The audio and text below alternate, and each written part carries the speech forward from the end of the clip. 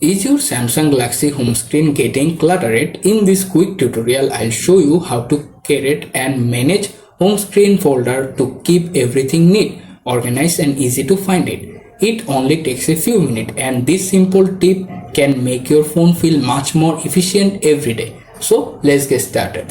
First of all, back on your home screen page, here you can find the all of apps available listed there. Now simply long press any single app to drag to another app name and automatically create a folder. After that, if you want to add more app in this folder, hit the plus button.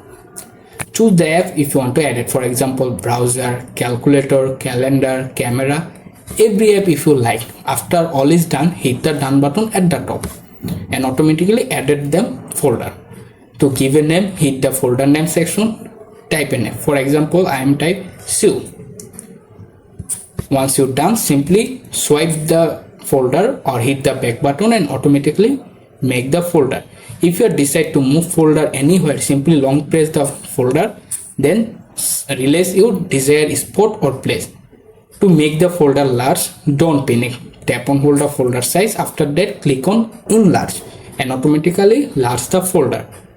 To make it smaller again, don't panic. Tap on hold the folder size again, then this time choose shrink and automatically smallest again.